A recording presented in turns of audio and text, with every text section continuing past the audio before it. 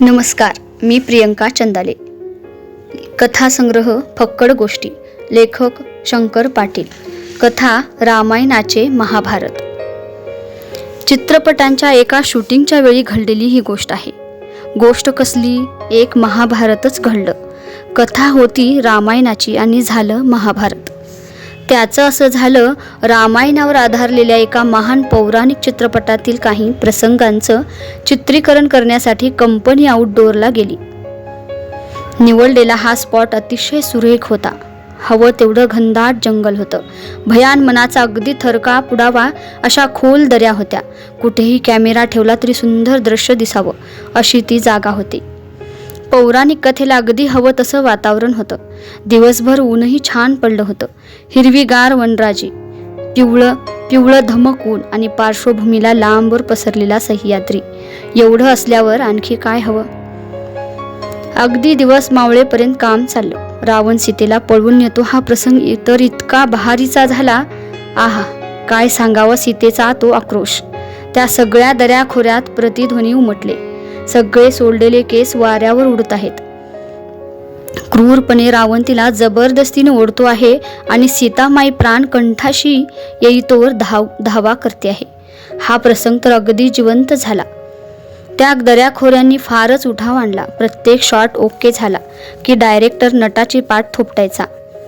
एकदा तर त्यानं सीतामाईला कडकडून मिठी मारली आणि रावणाला सलाम केला. एका पाठोपाठ असे अनेक शॉट्स झाले. आकाशातील ढग सुद्धा दूरवर उभे राहून चित्रीकरण पाहत राहिले. चुकून सुद्धा ते कुठं आड आले नाहीत. त्रास द्यायला लोकही जमले नाहीत. आजूबाजूला कोणी नव्हतंच. कसलाही व्यत्यय न येता दिवसभर निर्विंद काम झालं. त्या खुशीत डायरेक्टर साहेबांनी निवडक मंडळींना तिथंच पार्टी द्यायची ठरवली. सूर्य डोंगरापलीकडे गेला. तंत्रज्ञानाची एक गाडी कॅमेरा वगैरे घेऊन निघून गेली. निवडक मंडळी मागं राहिली. केस मोकळे सोडलेली सीतामाई, अकराळ विक्राळ दिसणारा रावण, त्यांचे दोन जंगी दैत्य, भली मोठी शेपटी असलेला रामभक्त हनुमान, अशी ही मोजकी मंडळी बाटली घेऊन बसली. मावळतीला छान ढग गोळा झाले होते. खाली मऊ मखमल निसर्गांचं अंतरली होती. बघता बघता मैफल जमली. 1-2 पेग पोटात गेले आणि दिवसभराचा शीण नाहीसा झाला. चित्तवृत्ती फुलू लागल्या. रावण तर सीतामाईकडे बघून शिळ घालू लागला आणि सीतामाईनं ताळच सोडला. एका हातात ग्लास घेऊन ती उभी राहिली आणि सर्कशीत तारेवर चालतात तशी ती पावलं टाकू लागली. बजरंगानं ते पाहिलं आणि तोंडानं म्युझिकच सुरू केलं. अखेर डायरेक्टर भानावर आले. ही सर्कस आवरली पाहिजे असा विचार करून त्यांनी प्रपोजल मांडलं.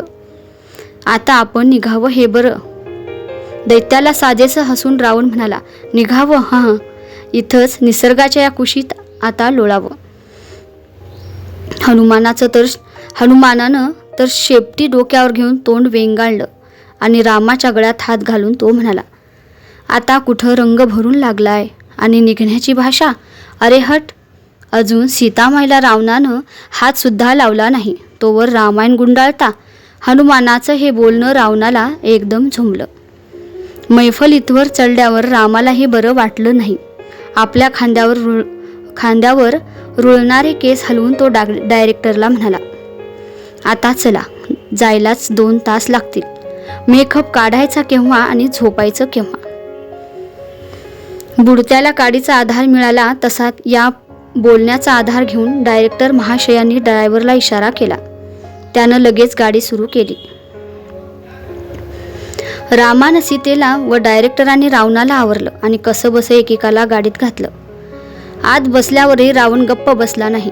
सीतामाईला मोकळ्या केसांची खेळता खेळता तो बोलला, आपल्याला अजून चढली नाही, साला किक्कच आली नाही. समजूत काढत डायरेक्टर म्हणाले, आपण गेल्यावर आणखी घेऊ ना. आश्वासन नको. आश्वासन द्यायला आपण काय मंत्री आहोत का पुढारी? रावणानं अगदी सिनेमातलं हास्य केलं.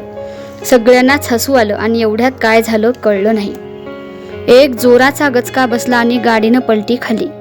त्या क्षणी सगळ्यांनी असा आवाज काढला की त्यापुढं सीतामाईचा आवाज काहीच नाही. रावण तर असा किंचाळला की रामायण या चित्रपटाची द ही अक्षरं आत्ता पडद्यावर यायला हरकत नव्हती.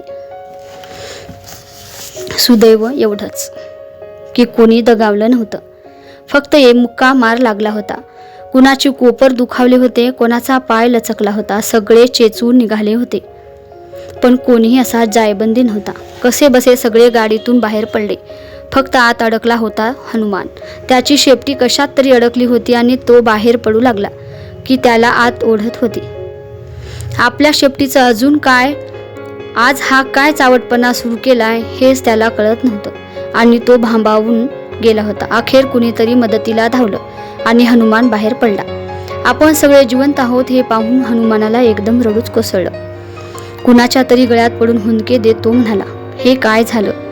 डायरेक्टर लगेच पुढे झाले आणि त्यांनी विचारलं, काही दुखापत झाली नाही? नाक पुसत तो म्हणाला, नाही, आज मेलो असतो ना.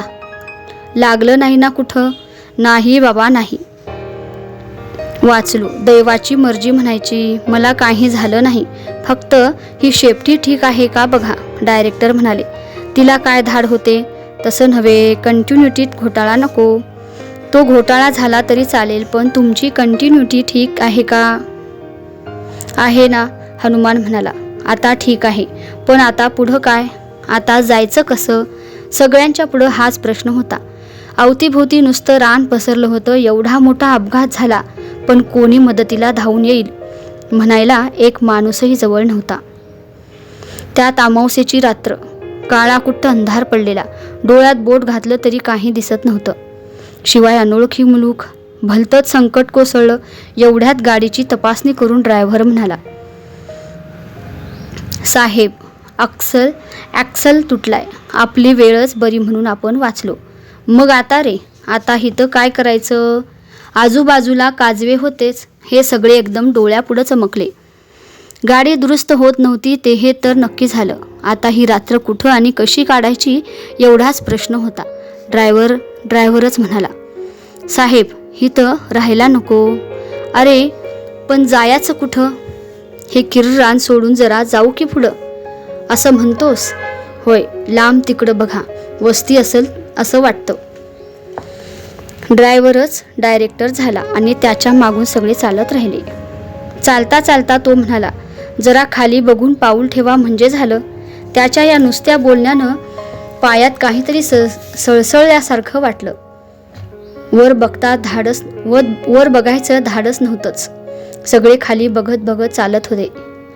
या सायलंट चित्रपटाचा एक रीळ संपला.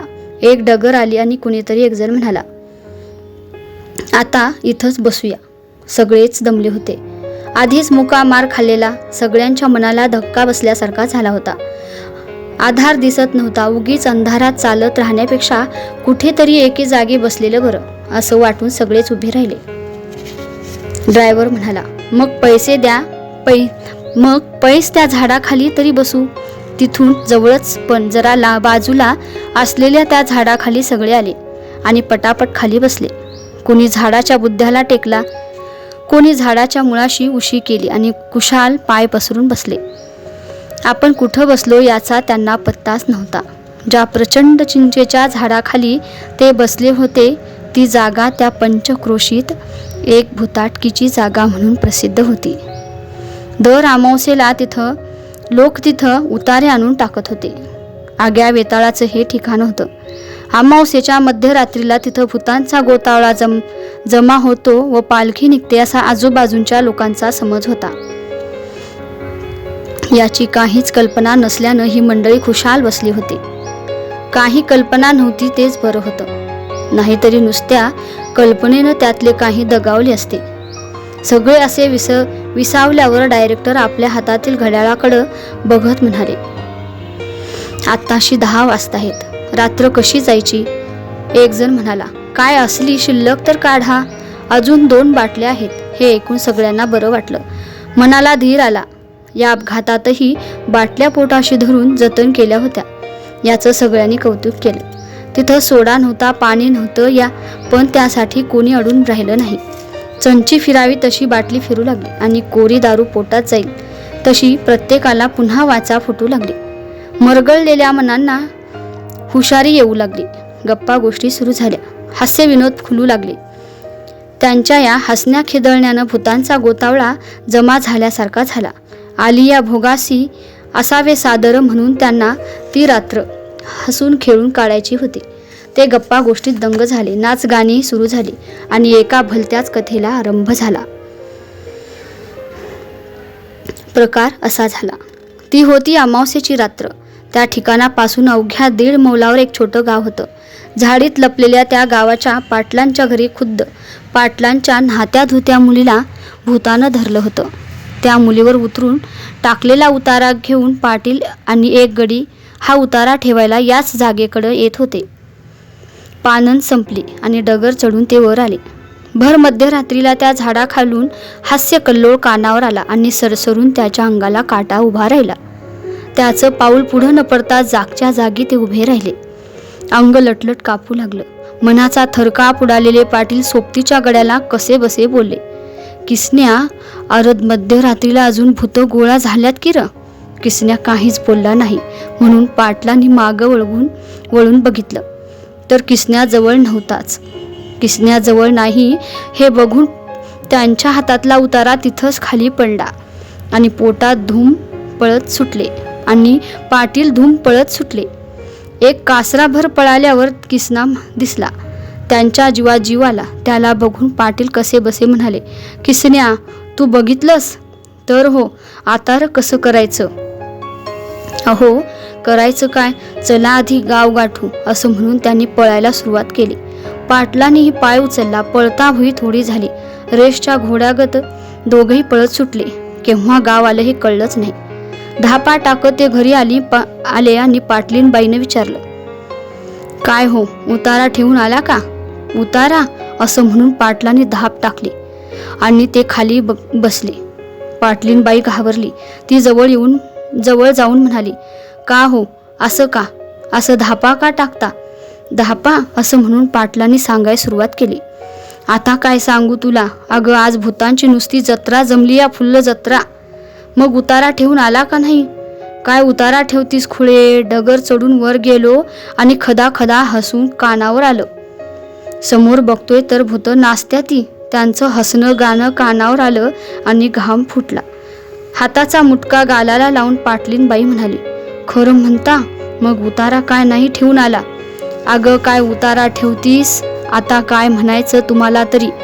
पाटीलच ख्यास करून मारून बोलले, काय म्हणतीस? अहो, अनायासाचं भूत गोळा झाली होती तर पुढं जाऊन तेवढा उतारा ठेवायचा की? लगा पुढं जाऊन पाया पडून उतारा ठेवता येत नव्हता? पाटील म्हणाले, अगं, पुढं जाऊन पाया पडायला ते काय देव दैत्य आहेत? आपला आईला किती केलं तरी भूत ती धरलं तर त्यांचं काय घ्या? त्यावरही ती म्हणाली, काय सांगता? चांगला उतारा घेऊन गेल्यावर धरत्यात होय? बोंबला. आता तुला काय सांगू बाई?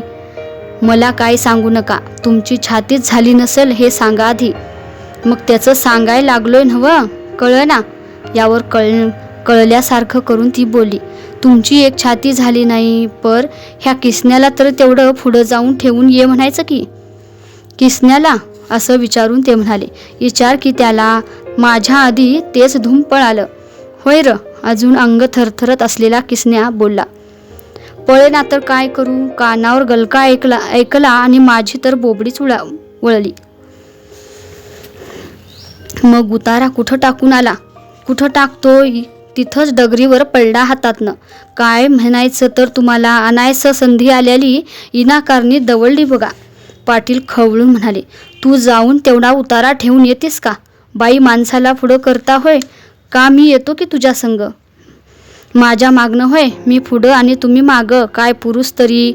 असं बोलणं चाललं होतं. एवढ्यात 10-15 लोक पाटलांच्या घराकडे आले आणि बातमी द्यावी तसं एक दोघे म्हणाले, पाटील, आज लय विपरीत घडलंय म्हण.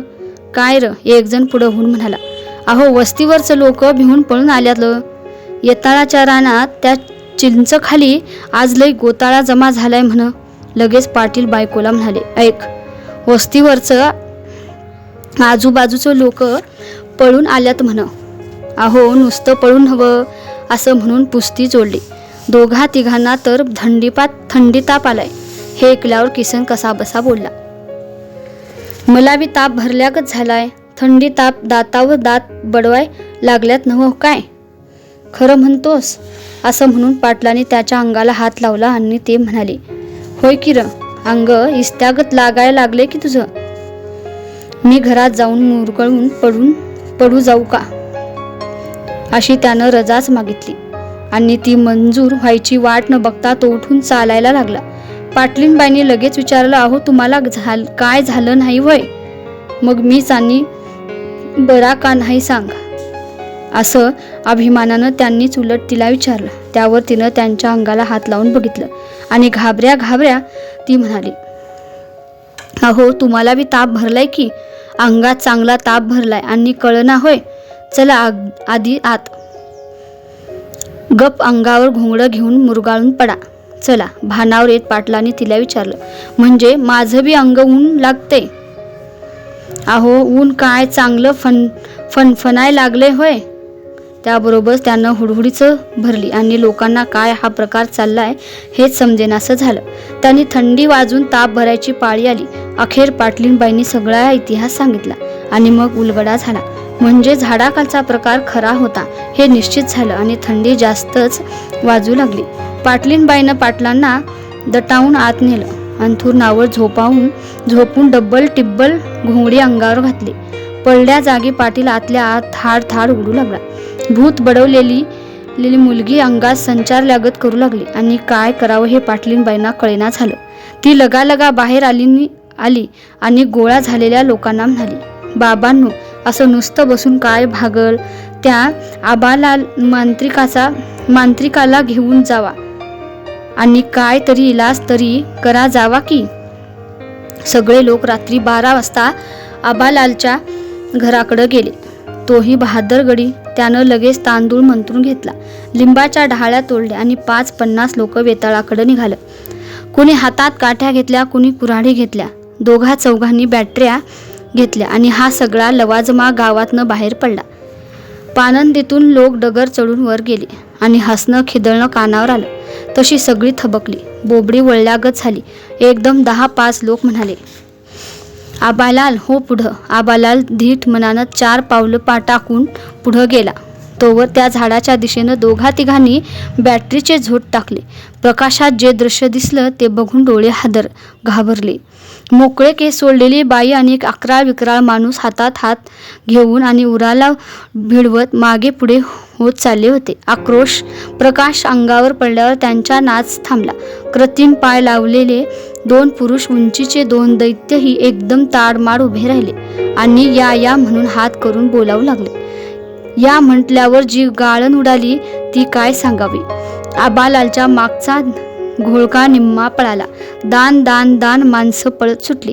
आबालालनं छाती घट्ट करून तोंडातनं मंत्र म्हणायला सुरुवात केली. ओट्यातल्या तांदळाच्या 4-5 मुठी फेकल्या. हातातले लिंबाचे डहाळे नाचवले. पण भूताच्या त्या गोतावळ्यावर कुठल्याही गोष्टीचा काहीच परिणाम दिसेना झाला. उलट ती भूत 4 पावलं पुढे येऊन बोलवू लागली. आबालालचा मंत्रही मग तोंडात न उमटेना झाला. कसलीच मात्रा चालेनाशी झाल्यावर तो तरी काय करणार.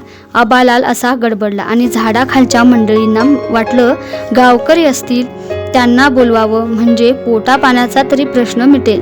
दिवसभर काम करून सपाटून भूक लागली होती.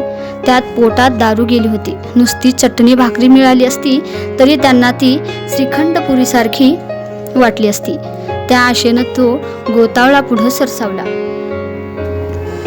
रावणाचा आवाज खणखणीत होता. त्यानं गच्चून हाक मारली, या मंडळी या. बाकीचे दैत्य ओरडून म्हणाले, या. कुणी भेटतील याची वाटच बघत होतो. एवढं ऐकल्यावर आबालालचं धोतरच ओलं झालं. तांदूळ बिंदूळ सगळं तिथंच टाकून तो कसा बसा म्हणाला, ये अल्लाह. 1-2 विचारलं, काय र? हे माझ्या हद्दीबाहेरचं हाय. चला पळा आधी. जल्दी आबालाल मागे वळला आणि लोक वाऱ्यासारखं पळत सुटले. रावणानं आरोळी ठोकली, पळू नका. काय पळू नका? पळता भुई थोडी झाली. शिकारी कुत्री पळावीत तशी माणसं पळत सुटली. हा म्हणता त्यांनी गाव गाठलं. आता झोप तरी कुठली. या लोकांनी गाव गोळा केला आणि चावडीच्या पटांगणात 100-1 माणूस बोलत बसलं. झाडाखालच्या मंडळींची मीटिंग सुरू झाली. ड्रायव्हरच म्हणाला, इथं जवळच गाव असलं पाहिजे, त्या झाडीत असावं. इथं बसण्यापेक्षा आपण गावात जाऊ, म्हणजे पोटाची बी सोय होईल आणि 4 घटका पडायला बी मिळेल. हा मुद्दा सगळ्यांना पटला. पोटात भूक खळवळली होती. भाकरीच्या आशेनं सगळी मंडळी गावाकडे चालली. ड्रायव्हर हुशार होता. त्यानं पाऊल वाट शोधली आणि बघता बघता गाव आलं. हा सगळा गोतावळा वेशीत आला. ड्रायव्हर म्हणाला, हे काय गाव झालं? हे काय गाव आलं की? डायरेक्टरनं त्याला शाबासकी दिली. ते म्हणाले, शाबास, आता बघा कुठं भाकरी मिळते काय. भाकरी मिळेल, पण दार ठोठवायला पाहिजे. एवढ्यात एका अंगानं कानावर भजनाचा आवाज आला आणि रावण बोलला, भजन चाललेलं दिसतं, तिथं जाऊ चला. आवाजाच्या दिशेनं मंडळी निघाली. मारुतीच्या देवळात भजन चालू होतं. मंडळी देवाजवळ आली आणि बजरंगाचं देऊळ बघून पुढं होण्याची स्फूर्ती आली. हनुमान देवळात घुसला. मागं रावण आणि दैत्य होते. एकाएकी हनुमान असा दैत्यानिशी देवळात शिरला आणि गाणाऱ्या बुवांचा आवाजच बसला. टाळ हातातनं गळाले आणि बुवा एकदम ओरडले, मेलो. जी पळापळ सुरू झाली, काय सांगावी तरा. लोकांनी मृदंगाचा फुटबॉल केला. एका क्षणात लोकांनी देऊळ रिकामं केलं. थांबा म्हणे तोवर भजनी मंडळी पसार. काय करावं यांनाही कळेना झालं. लोक निघून गेल्यावर ही मंडळी बाहेर पडली. एक दुमजली मोठा वाडा लागला. वरच्या खिडकीत दिवा दिसला. एक जण बोलला, दिवा दिसतोय, हाक मारून बघावी. कृत्रिम पायाच्या दैत्याची उंची त्या खिडकी बरोबर होती. एकानं त्या खिडकीवर टकटक केली. तशी जागी असलेली पाटलीनबाई खिडकीशी आली. दुसऱ्या मजल्याच्या खिडकीजवळ माणसाचे डोळे बघून तिला झेंडूच फुटला आणि बाहेर आवाज आला, घरात कुणी आहे का? आम्हाला भूक लागली, खायला मिळेल का नाही? धाडकन पाटलीनबाई फिट येऊन खाली पडल्या. तेवढाच आवाज कानावर आला. बाकी एकदम सामसूम झालं. हाक मारून मंडळी कंटाळली आणि मग मुकाट्यानं चालू लागली. चावडी आली. माणसांच्या बोलण्याचा आवाज कानावर आला. तशी पुन्हा जरा आशा निर्माण झाली. पायात बळ आला आणि मंडळी घाईनं चावडीवर आली. त्यांच्या पावलांचा आवाज त्या पटांगणात बसलेल्या लोकांच्या कानाने टिपला आणि माना वळून बघतात तर भूतांचा गोतावळा चावडीवर चालून येताना दिसला. माणसं अशी हडबडली. गोळीबार झाल्यावर पळापळ व्हावी तशी ती पळत सुटली. कोलाहल माजला. अर आली पळा. माणसावर माणूस पालथं पडलं. एक पांगळा होता. दंडवत घालावं तसा तो भुईला लोळत राहिला. विनवून म्हणाला, अगा मी पांगळा हाय, मला उचलून तरी न्या. उचलून तर सोडाच, पण त्याला पायाखाली तुडून लोकांनी बेजार केला. अखेर त्याची वाचा गेली आणि चेंदा मेंदा होऊन तो मेल्यागत पडून राहिला. त्या गर्दीत 2 आंधळी होती.